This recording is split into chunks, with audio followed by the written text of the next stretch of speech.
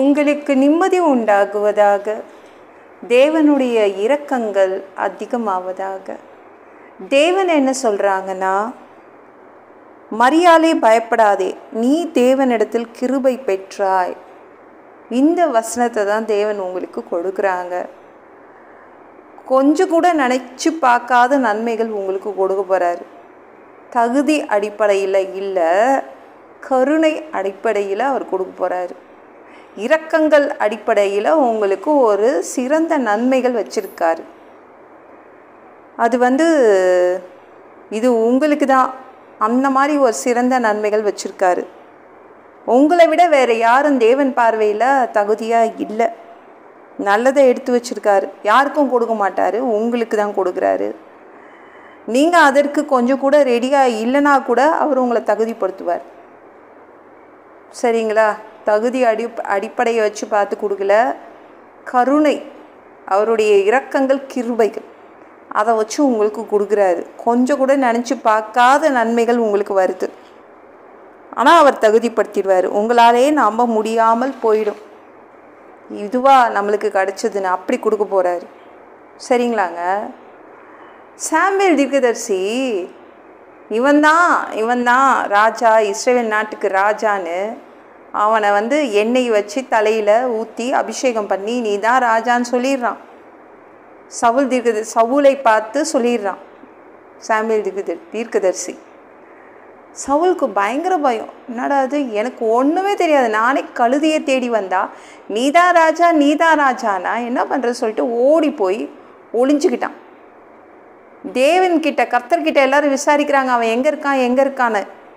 1 Samuel 10 நீங்கள் 22ஆம் வசனம் எடுத்து படித்து பார்த்தீங்கன்னா கர்த்தர்கிட்ட போய் விசாரிக்கிறாங்க, சவுல் எங்கே போனான், அவனை ராஜான்னு சொன்ன உடனே பயந்து ஒளிஞ்சுக்கிட்டான்.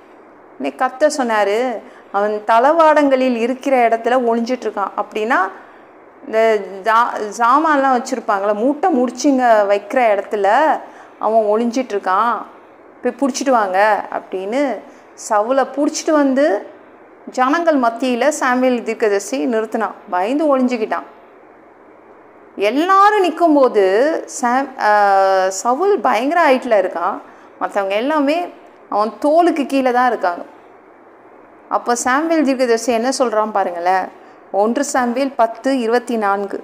அப்பொழுது சாமுவேல் எல்லா ஜனங்களையும் நோக்கி, கர்த்தர் தெரிந்து கொண்டவனை பாருங்கள், சமஸ்த ஜனங்களுக்குள்ளும் அவனுக்கு சமமானவன் இல்லை என்றான். அப்பொழுது எல்லாரும் ஆர்ப்பரித்து ராஜா வாழ்க என்றார்கள். சவுலுக்கு நிகரான உயரத்தில் யாருமே இல்லை.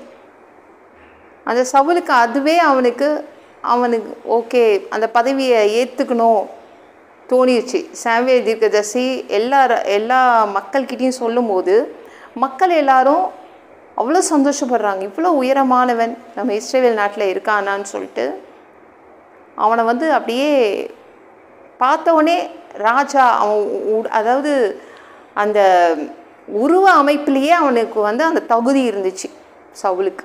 ஆனால் சவுல் மனசில் தான் அந்த எண்ணம் இல்லை. ஆனால் அவனுக்கு அவன் தேடி போகாத வாய்ப்பு ஒன்று சவுலுக்கு கிடச்சிது. சவுலை எதிர்பார்க்கவே இல்லை, தான் தான் ராஜா ஆகணும்னு நினச்சே பார்க்கல. அந்த மாதிரி தான் தேவன் உங்களுக்காக ஒன்று எடுத்து வச்சுருக்காரு. நீங்கள் கண்டிப்பாக அது நான் தகுதி தானான்னு அப்படி நினைக்கக்கூடிய ஒரு பதவி, ஒரு நன்மை உங்களுக்காக வைக்கப்பட்டிருக்குது. பயப்படாதீங்க, அது உங்களுக்கு தான், வேறு யாருக்கும் இல்லை. தகுதிப்படுத்துவார், ரெடி பண்ணிவிடுவார். நீங்கள் உள்ளே போயிடுங்க, வாங்கிக்கோங்க. அது தேவன் கொடுக்கறது தான். இந்த வீடியோ பிடிச்சிருந்துச்சுன்னா மற்றவங்களுக்கு ஷேர் பண்ண மறக்காதீங்க.